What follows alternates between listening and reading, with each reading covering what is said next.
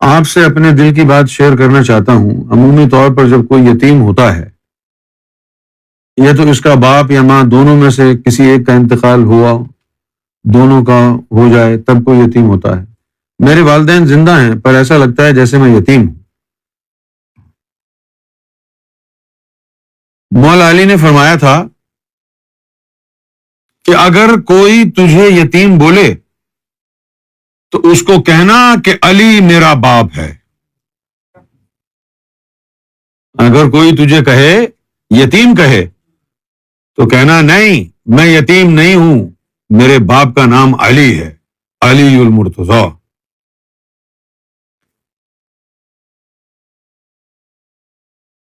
اور پھر اگر نسبت جڑ جائے سرکار گوھر شاہی سے تو پھر آپ یتیم کہاں ہیں؟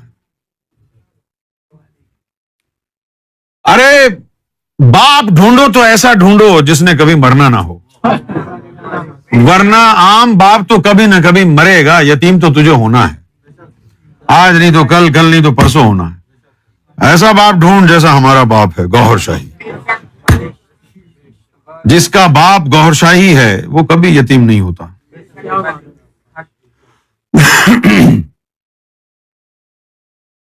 جیسے یہ رضوان یاسین ہے، سرکار نے اس کو کہا کہ تو اپنے نام کے ساتھ ہمارا نام لگا لے، رضوان ریاض۔ اس بیچارے کو بیوقوف کو پتہ ہی نہیں ہے کتنی بڑی کرم نوازی اس پر سرکار نے فرما دی، کتنا بڑا فضل کر دیا۔ سرکار کو اس نام ہی تھوڑی دیتے ہیں ظاہری، نسبت بھی دیتے ہیں۔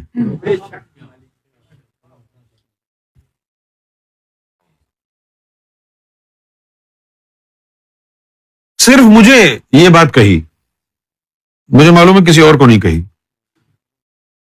باقی سب سمجھتے تھے، جب ہم امریکہ جاتے تھے نا، باقی سب سمجھتے تھے کہ ہی از اے پیس آف شٹ، کوئی اس کو جو ہے پسند نہیں کرتا۔ لیکن صرف مجھے سرکار نے ایک دن یہ بات بتائی کہ یونس تو یاد رکھنا۔ میں اس وقت سمجھتا تھا پتہ نہیں کیوں مجھے بتائی اور کیوں مجھے کہا کہ یاد رکھنا، لیکن غیبت کے بعد پھر جب یہ آیا میرے پاس تو پھر مجھے وہ بات بھی یاد آئی۔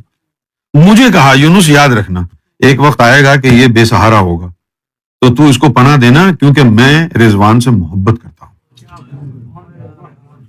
صرف مجھے بتائی، کتنی بڑی بات ہے یار۔ اس کے اوپر تو اس کو ناچنا چاہیے۔ کون کہہ رہا ہے کہ ہم اس سے محبت کرتے؟ کمال ہو۔ یہ زندگی تو 4 دن کی ہے نا، 4 دن کی زندگی ہے۔ جب غیبت کا واقعہ ہوا تو یہ سب ٹکرے مار رہے تھے، کہاں جائیں کیا کریں، ہم نے ان کو اٹھایا، ورنہ ہمیں کیا ضرورت تھی؟ ہم تو اپنی منزل کو پہنچ گئے تھے، اپنے گھر پہ آرام سے چپ کر کے بیٹھے رہتے۔ لیکن ہم نے کیا کیا؟ پورا جو گھرانہ سرکار کو جھٹلا چکا تھا کھڑے ہو گئے اکیلے۔ کافر ہو تم؟ ڈرتا تو نہیں تھا میں، اگر ڈرتا تو ان سے پنگا نہ لیتا۔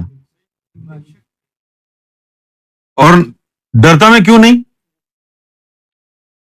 ڈرتا میں کیوں نہیں؟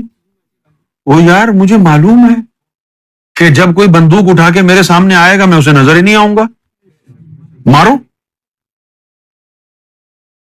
اور ہوا ایسا واقعہ۔ کب ہوا؟ ایک لڑکا کراچی کا، اسد،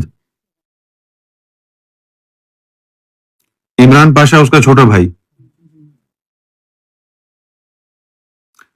جب میں غیبت کے بعد کراچی ایئرپورٹ پر اترا تو 5-6 لڑکے انجمن والے کلاشنکوف لے کے کراچی ایئرپورٹ پر مجھے مارنے کے لیے کھڑے تھے، اور میں ان کے سامنے گیا، ان کو پہچانا میں نے، ان سے پوچھا کہ کس کا انتظار کر رہے ہو؟ ارے جاؤ جاؤ، ہمیں کسی کا انتظار ہے۔ اور انتظار میرا کر رہے تھے۔ کتنے واقعات ایسے گزرے ہیں۔ تم مجھے مارو گے؟ شکل دیکھیے اپنی، تمہیں اپنی حکومت پر، اپنی پولیس پر خمار ہے نا، مجھے گوھر شاہی پر ہے۔ آ جاؤ مقابلہ کر لیتے ہیں۔ औरंगजेब, खुशकिस्मती है तुम्हारी अगर तुम मेरे साथ हो। सही बता रहा हूं, कल जो आने वाला है ना, ये सारे तकब्बुर, ये जो 11 नंबर का जूता पहनने वाले फीट हैं, इनके नीचे होंगे ये हुकूमतें। कल का जो दिन आ रहा है, कल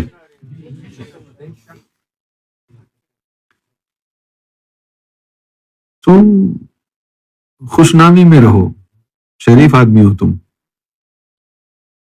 लेकिन एक बात बताऊं फहीम, ये जिक्र क़ल्ब तुम्हारे लिए वैलिड नहीं रहा। पूछो क्यों? सरकार गौहर शाही ने फरमाया, पूछो क्या फरमाया? सरकार गौहर शाही ने फरमाया कि इमाम मेहदी को बहादुरों की जरूरत है। ये जो नमाजी परहेजगार होते हैं, जो मौलवी टाइप लोग होते हैं, ये होते हैं डरपोक।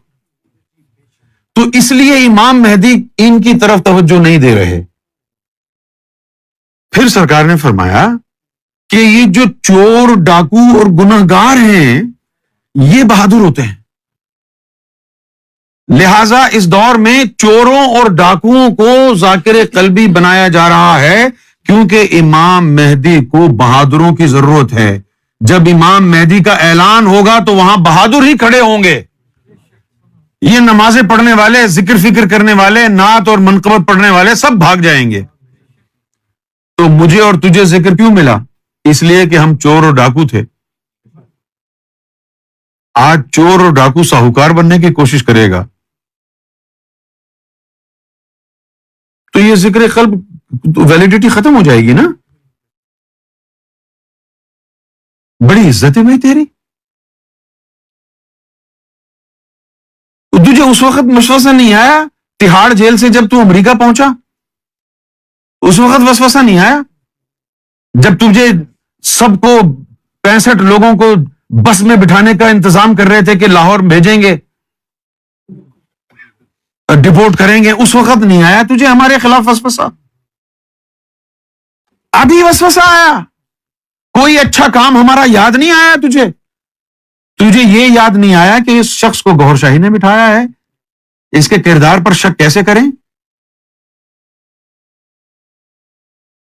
हम अगर मारने वाले होते तो कोटरी में 500 आदमियों का जलसा था, उनको कहा कुछ मत करो, वापस आ जाओ। हम मारने वाले होते तो वहां से वापस बुला लेते। हम मारने वाले लगते हैं तुमको? रिकॉर्ड तो दिखा दे, कितने लोग खाए मैंने। तेरे खानदान में किसी को मारा है? तुम्हारे खानदान में मारा है किसी को? चलो ऐसा करो, तुम मार लो मुझे। ये मेरी रूह का जख्म है, ये तवक्को नहीं थी तुम लोगों से मुझे। ये मेरी रूह का जख्म है और मैं ये दिखा रहा हूं खोल खोल के। ऐ रब देख ले इस सीने को, छन्नी किया है इस सीने को तुम्हारे ईमान बचाने के लिए, तुम्हें गलासतों से निकाल के कनाडा और अमेरिका पहुंचाने के लिए फुटपाथों पर सोया हूं मैं। ये सिला दे रहे हो मुझे? कैसे आ सकता है वसवसा तुम्हारे अंदर? क्या मेरा किरदार नहीं जानते तुम? कैसे कैसे सोचा तुमने? क्या मेरा किरदार नहीं जानते तुम?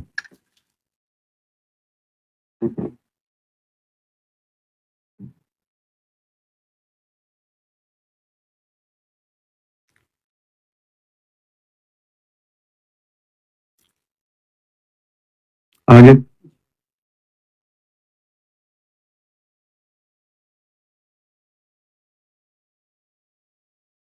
प्यार करते हैं लोगों से स्वामी जी, प्यार करते हैं, ऐसा प्यार करते हैं कि कोई भेदभाव नहीं रखते छोटे बड़े का। साथ बैठ के उठते बैठते खाते हैं, मजाक करते हैं। नहीं,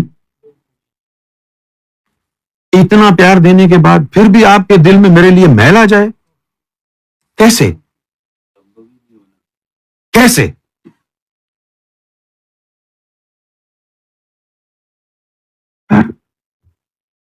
23 سال گزر گئے, صرف تم لوگوں کے لیے جیتا ہوں 23 سالوں سے, 23 سالوں سے.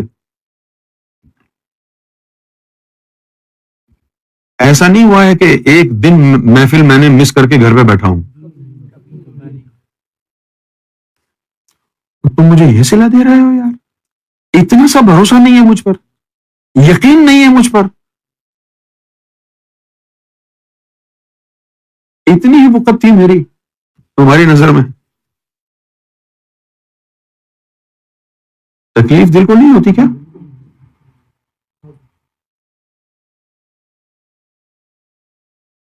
پھر کہاں گیا؟ جب یقین ہی چلا گیا, دل میں وسوسہ اور شک آ گیا, اب فیض ہوگا؟ اب تو فیض نہیں ہوگا.